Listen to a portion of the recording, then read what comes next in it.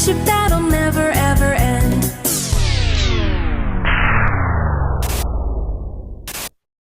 Run!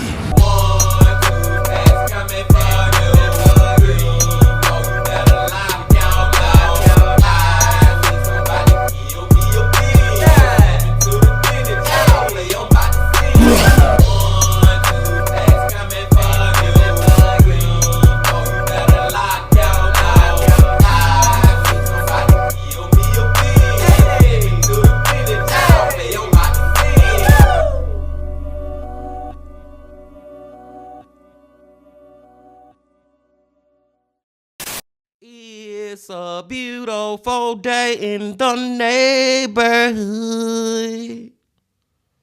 Reaction Beanie Yo 685. In that neighborhood, my brothers and sisters. I just want to say one more time, shout out to everybody who joined the live stream yesterday and played Kahoot, man. It was a fun time. It was an awesome time. It was a excelente time, and I really enjoyed myself. And hopefully by the end of next month, we will be playing again. I'm gonna try to make this at least a monthly thing over here on our channel. But I digress. Today, it is Sunday. So y'all know that we about to go back to the man. We about to go back to the myth. We about to go back to the legend. MrBallen. Back to MrBallen, Bean Team. And the title of the video is The Death Wave. Top 3 shocking but 100% true stories. Hey, MrBallen been doing these top 3s a lot more often lately, y'all. And hey, I'm here for it because it feel like we going back in the day to the old MrBallen when he do these type of stories. And I'm ready to check it out. But before we check it out, Bean Team, y'all know what y'all got to do. Get whatever you may need. Get what you need, please. We are back to the man, the myth, the legend, MrBallen. Y'all got what y'all need. Y'all ready to go? Then let's go. Sometimes the truth is stranger than fiction. And today we're going to look at 3 stories that demonstrate that. But before we get into those stories, if you're a fan of the strange, dark, and mysterious delivered in story format, then you've come to the right place because that's all we do, and we upload once a week. So if that's of interest to you, please mail the like button a birthday card, but make sure you booby trap it with a glitter bomb. Also, please subscribe to our channel and turn on all notifications so you don't miss any of our weekly uploads. Okay, let's get into today's stories.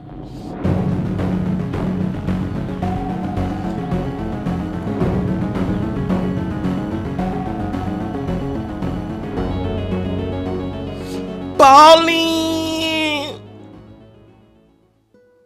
One day in March of 2012, a 5-year-old girl named Maria sat on the floor of her kitchen in a city in northeast Brazil, eating an empada and watching her aunt cook some stew. An empada is very similar to the empanada in that it is a pie filled with meat, but the empada is the Brazilian version of that pie. Maria's family was actually known for their cooking, specifically their empadas. In fact, at this very moment, Maria's mother was out selling their famous empadas on street corners and in bars and local restaurants. Now, the family got by okay this way, but despite their notoriety around these empadas, they really wanted more. They wanted their family name to be respected, to be powerful. And so to try to make that happen, Maria's family basically worked 24/7, not just on making empadas, but basically in looking for ways to kind of grow and expand the family name. In fact, while Maria was sitting on the kitchen floor, she could hear her father in the other room working. And the reason she knew he was working is because periodically she could hear him yell out with excitement. He was basically sitting there coming up with ideas of how he could make the family name even bigger and better. And when he had a good idea, he would shout out and be like, "Oh, I found it!" And in addition to constantly sort of brainstorming for ideas of how to become rich and powerful, Maria's father also was an author, and he was writing a book that he was convinced was going to be another thing that would kind of ratchet their family up the social hierarchy. But shout out to this family, man. Shout out to them. You know what I'm saying? They are very ambitious. You can't hate on it. Because Maria's mother and father and basically everybody in her family were so completely immersed in work all the time, it meant they didn't really pay much attention to her. And so most of the time, Maria was just kind of on her own, usually playing in the kitchen or playing in the backyard. Just then, the front door opened and in walked Maria's mother, and she was grinning ear to ear, not only because she now had an empty tray, meaning she had sold all her empadas, but also she had brought someone along that she was really excited to introduce to Maria. Maria's mom stepped all the way into the kitchen, and right behind her was this young woman. And Maria's mother pointed at this young woman and then gestured for Maria to come over and say hi. And she told Maria that this young woman wants to become her new nanny. And so you guys can play together all the time while me and your father are out doing our work. Maria stood up and gave a shy smile to the young woman, but she wasn't sold that this woman actually would become her nanny.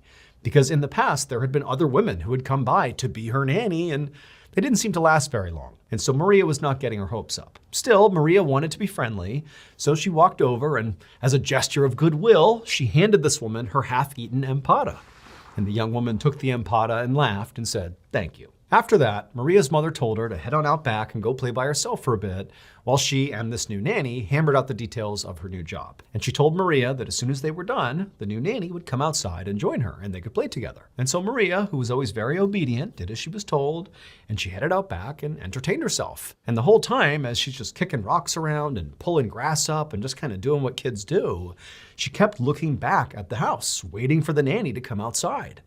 But she didn't. And after a whole hour had passed by and still this new nanny had not come outside, Maria felt really bored. And so she went inside to go look for her. A month later, Maria was out in her backyard playing by herself like usual when she heard a commotion happening inside of her house.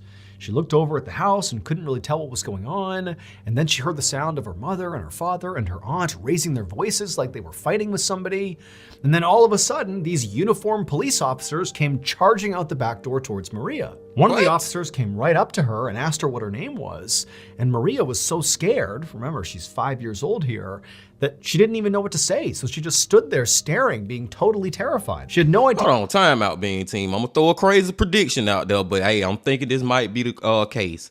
Is Maria kidnapped by those two, by her parents, so to speak? You know what I'm saying? The mom and the daddy? Because the reason I'm saying that is because she's 5 years old, and MrBallen showed pictures of her mama and daddy, and they look old as freak. Long story short, story long, man. So is that the case? Was the nanny actually her real mother? I don't know, Bean Team. I know I'm sounding crazy, but I'm just throwing it out there. Why are the police approaching Maria in this manner?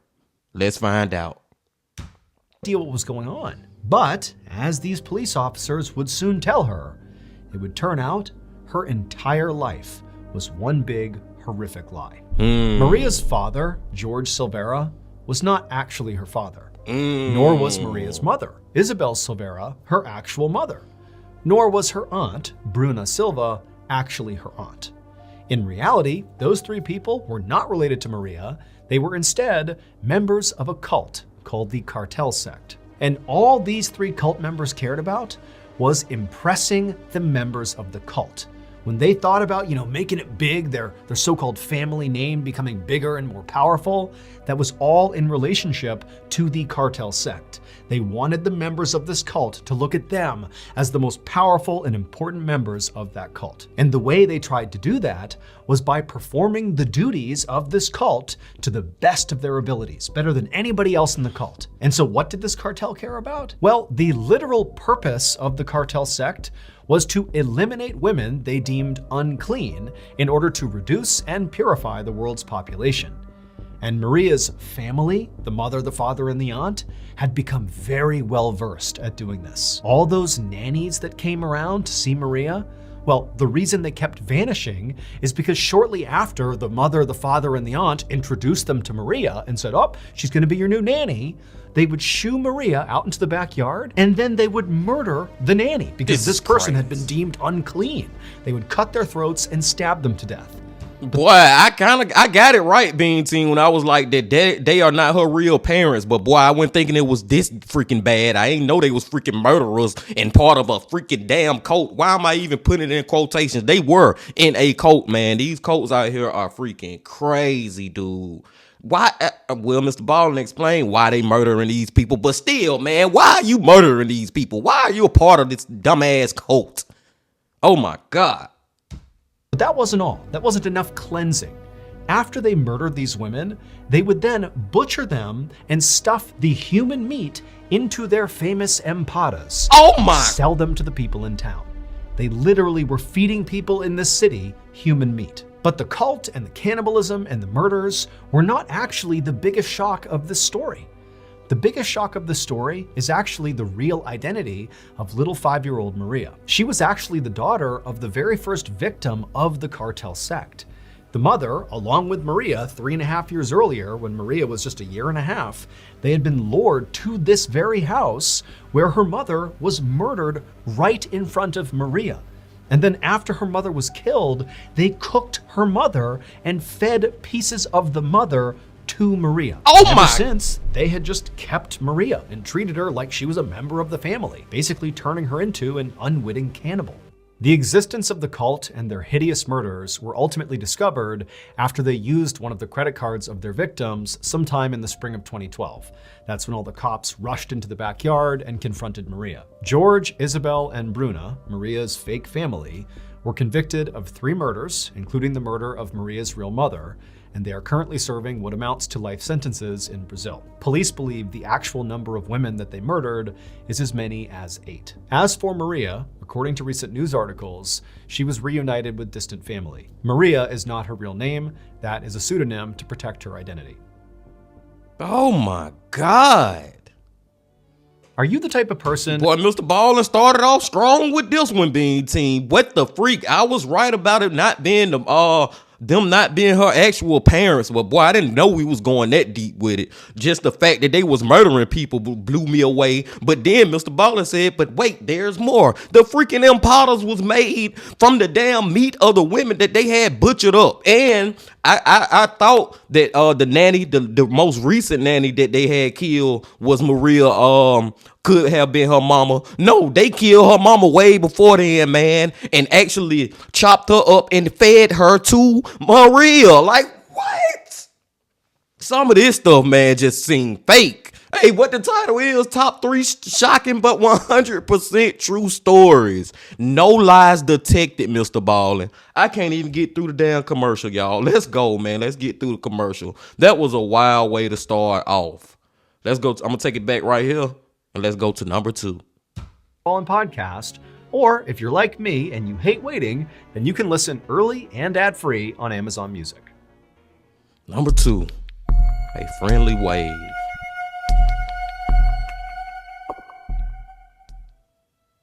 On January 23rd, 1989, a mother was cooking dinner in her home in Rochester, New York, when her 11-year-old daughter came into the kitchen. The daughter had just finished delivering newspapers along her delivery route in their quiet suburban neighborhood, and so her mother asked her the same nightly question: how was the route? And usually the daughter replied with just a good, but tonight was different. Instead, her daughter said, "It's okay." And the mother pried, like, well, what do you mean? What happened? And the daughter said, well, I saw something strange. She told her mom that she delivered newspapers to this one particular old man. He was very nice and he always waved to her whenever she went by. And tonight was no different. He had waved to her, but there was just something off about the way he was sitting. The mother asked, like, what do you mean? And the daughter, she really struggled to articulate what she had seen. 1, it was dark. 2, the man was sitting inside of a screened-in porch that kind of obscured her view, and the awnings were pretty low, making it hard to look in. But she said basically when she had gone past, the man had waved to her like normal, but his legs appeared to be straight up in the air, like he was sitting on a chair and his legs were like up, vertical, right in front of him. In fact, when he waved, it was like he was waving between his legs at her. And so when the mother heard this, she really didn't know what to make of it. I mean, the story didn't make any sense. She couldn't... What if them damn legs, somebody else's legs that man had freaking killed? I'm just throwing it out there. Really understand how this guy was sitting where his legs would be straight up in the air like that. But at the same time, she could tell her daughter was worried and, she kind of figured that maybe her daughter's imagination had run wild here. And so she told her daughter, like, hey, look, if he waved to you, then I'm sure everything is just fine. Don't worry about it. But the following night, when the girl came back from her route once again, she was even more upset about this guy out on his porch. She told her mom that once again, she looked in the porch and there he was sitting there with his legs straight up in the air, except this time he didn't wave to her. including when she made a point to stop and wave at him. He did not wave back. Now, the girl told her mom that she was worried about him, and so she went right up to the door to go check on him. But the screened-in porch was locked, so she couldn't get inside, and her view was kind of obscured because of the screen, so she couldn't really see him in there. But she didn't know what to do, so she just left. Now, this story, which was already weird, now did seem a whole lot weirder that 2 days in a row her daughter is seeing this. But the mother's thinking to herself, like, come on, this is just some older guy who loves this chair and, he's fallen asleep in some weird position here. And, my daughter is sort of exaggerating what she's seeing. Like, this can't be a big deal here. But again, seeing the concern on her daughter's face, she told her daughter, look, don't worry about it. I'm sure everything's fine. I will go by tomorrow morning and make sure he's okay. So W mama, man, you know what I'm saying? She actually listening to her daughter and taking what her daughter saying seriously. Because it was a MrBallen story before, y'all. Long story, short story long. I know y'all remember this one with the father who the mother had passed away, but he still had 2 little girls, and the 2 little girls kept telling him that they was hearing shit in the house, but he didn't want to believe them. Till long story, short story long, we actually found out that it was a man living in the walls or something like that. You know what I'm saying? But the whole time he was not listening to them. You know what I'm saying? At least this mother right here listened to her daughter. Now let's find out what the freak is going on with this old man. The next morning, a little before 11 a.m., the mother arrived on the street where this old man lived. And as she was walking down the road towards the house, she actually spotted the mailman. And so before she went any farther, she flagged the mailman down and she asked him, like, hey, is there anything weird going on with that old guy who lives right over there? But the mailman was like, no, he's just a nice older guy who waves at everybody who goes by. And so the mother thanked the mailman and did give some thought to just, taking what the mailman said and turning back around and heading home and telling her daughter everything's fine. But, she knew her daughter was really worried about this guy, and so she decided she would just continue down the road and check on this guy for herself and just really make sure he's okay, and then report back to her daughter. And also the mother was thinking, it's about 20 degrees outside. It's very cold. This is not really a good time for an older man to be outside so much. So what's he doing? Like, let's really make sure he's okay. And so the mother made her way down the road and she reached the old man's house. And sure enough, the screened-in porch really did obscure, whoever was inside of it. She could see a silhouette of what appeared to be this old man sitting there. But the first thing she actually noticed was not him, but rather the 2 newspapers that were sitting right on his walkway, uncollected. I mean, these are the newspapers that her daughter had left over the same period of time that she's seeing this weird thing happening with this guy. And so suddenly the woman's feeling like that's a pretty big red flag. And so she hustled her way right up towards the front. And as she did, she looked into the screen porch and waved at this old man to try to get his attention. Like, hey, are you okay in there? But the man did not wave back. And so the mother went right up to the door and she checked it. But like her daughter had said, it was locked. And so the mother, she pressed her face up against the mesh screen that kind of had been obscuring her view from a distance. And she put her face right up against the screen where she would have a clear view inside. And when she did, and she saw the old man who was in fact right there, and he did in fact have his legs up, when she saw him, she realized what was actually going on. And the second she did, she jumped back, turned around, and ran away to go call the police. It would turn out the old man who lived there, whose name was Robert Ham, and he was 73 years old, he was not just eccentric and sitting weirdly on his front porch. Instead, on January 23rd, right before that little girl had come home and told her mother that this man had been acting strangely, on that evening, Robert had come out onto his screened-in porch, and for whatever reason, he had attempted to sit down on this trash can that was out there on the porch. But the lid didn't hold. And so Robert fell butt first into this trash can, folding him up into this V position where his legs were straight up in front of him. And Robert was too weak to get himself out of the trash can. And also because of being in this V position where his legs were pressed up against his torso, it was restricting his ability to breathe and to make any sound. And so all he could do in this position was just wave at passerby, hoping they would see he was in trouble and go help him. But unfortunately, nobody could really tell what he was doing, including the little girl on the paper route. They just thought there was this guy sitting in his porch in this weird position, waving to people, when in reality, he was dying. And so unfortunately, because nobody came to his aid, Robert did die. and die of a Damn. heart attack. And in fact, by the time that little girl's mother arrived at his house and put her face up against the screen, Robert was already dead. Damn, Bean Team, I got that one wrong. You know what I'm saying? I was thinking that he probably had a dead body hanging from the ceiling or something, and the legs was hanging down. I don't know, man. Come to find out, those were actually his legs for real. He had fell in that damn trash can, man. Can you imagine that death? You know what I'm saying? Being stuck like that out on the front porch. It's cold as freak out there, 20 degrees. He old as freak, and I ain't trying to be funny when I say that, but he was 73. You know what I'm saying? He a senior citizen, and that's just a tough way for him to go, man. Rest in peace.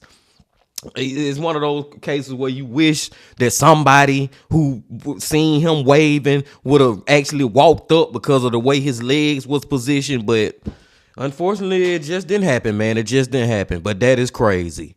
Let's go to the last one. Wow.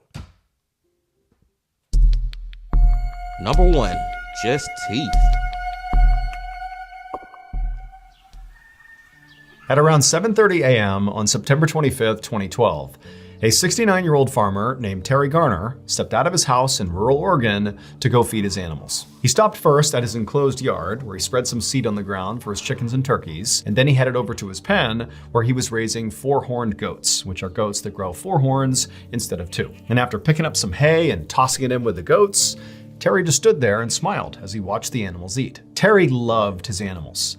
He actually had previously been a butcher for most of his life, but 6 years earlier, when he had retired, he had kind of gone the opposite direction, basically housing all these animals and treating them basically like people. In fact, he was so devoted to his animals that sometimes when the nearby river would flood, he would move all of his animals into this house he had built on his property just for the animals to make sure they were safe. And if you ever went to visit Terry at his property, it was pretty common to see a lot of the chickens and other birds just kind of hanging out on the front porch of Terry's house. He didn't care. He liked having them around. But of all the creatures that Terry took care of at his farm, the animal he loved the most were his pigs. Now, normally when farmers raise pigs, they grow them to about 250 to 300 pounds, and then they sell them to butchers to be slaughtered. But that's obviously not what Terry was doing here. He loved these pigs so much that he basically just fed them anytime they were hungry, and they were hungry all the time, which meant his pigs sometimes grew to be like 700 pounds. Damn. And at no point was Terry gonna sell those pigs. He just wanted his pigs to live their best life. So on this morning, after he was done feeding his chickens and turkeys and the goats, he grabbed a whole bunch of food and began making his way over to his beloved pigs. A few hours later, a member of Terry's family arrived at Terry's property and knocked on his door. This family member had called Terry earlier in the day and Terry hadn't picked up. Now that in and of itself was not that uncommon. Terry was a busy farmer, but Terry always called people back. And so far he hadn't. And so this family member was here just to check on him and make sure he was okay. And so Man, Terry done had some type of accident with these big ass pigs being team. 700-pound pig. Man, at that size, the pig probably decided, F the food, I'm gonna eat you. You know what I'm saying, man? Something has happened. Let's find out what it is.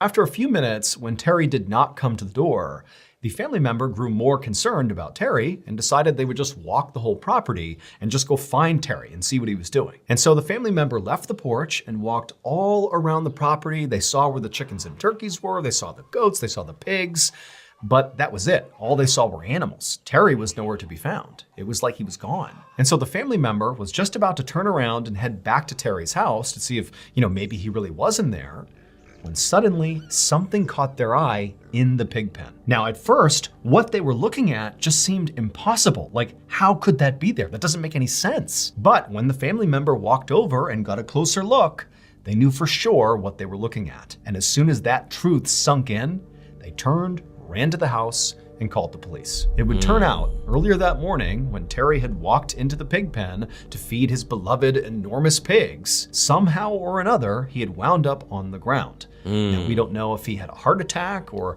if he had some other medical event, or if he simply just tripped and couldn't get up again, but one way or another, he wound up on the ground, and at some point, his pigs devoured him. And so what that family member saw in the mud that caught their eye was not Terry, but Terry's false teeth grinning back at him. Those teeth, along with several pieces of his body and his clothes, were all that was left of Terry. One more haunting detail of this case is that officials were not able to actually figure out whether or not Terry was dead before he began being eaten, or if he was just sort of incapacitated and very much alive when his beloved pigs began to eat him. Oh. As many of I called that one too, Bean Team, but I ain't want to be right about it. You know what I'm saying, man? I didn't want that to be the freaking case, but it was the case, man. Them big ass pigs looked at him like he was a meal, and I'm talking about ate him up. And it's sad that we'll never know was he alive or not when they actually start eating on him. Hopefully he was. Oh man, it's effed up anywhere it goes. Hopefully he was unconscious or something. I don't know, Bean Team. Like, we really don't even know why he fell in the freaking pig pen in the first place. And how long was he down there before the pigs decided, hey, it looked like food to me? You know what I'm saying, man? Just a crazy and tragic story, y'all. Tragic freaking story. Number two. What was number two, Bean Team? Let me see real quick. Let me refresh my memory, man. Number two, the man in the trash can. The old man in the trash can. Such a tragic and horrible story and sad story when you think about the way he went out, because he had to been in that trash can for some hours before he actually passed away. And he was trying to get people attention by waving his hand, and it just didn't work, man. It just didn't work. I know that little girl always have that on her mind, and she a grown woman by now, because I think that was like back in the 90s. I can't remember when MrBallen said the story actually took place, but she will always forever have that on her mind, like, damn, man, I could have saved that old man if I would have just investigated instead of coming home and telling my mama. But like I said too, W mama for actually doing the investigation, because you got parents out here who hear their kids talk about stuff and they just downplay it and be like, oh no, you tripping, baby, or whatever, it's gonna be okay, everything all right, not taking what they telling you seriously. She did take it serious, but it was just too little too late to save his life.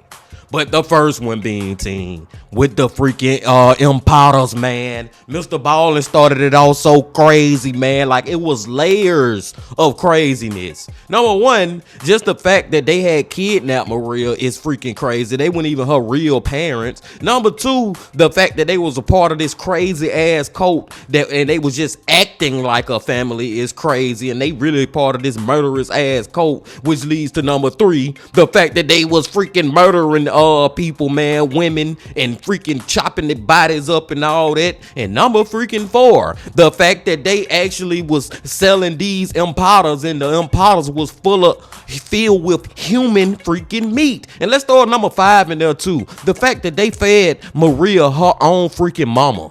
That is crazy, man. Now Maria, that she'll never be the same again. Can you imagine that, Being Team? Can you imagine some kind of way? I don't even know what kind of way it would be, but just imagine hypothetically that some kind of way you end up eating some meat and later on you found out it was your own freaking mama.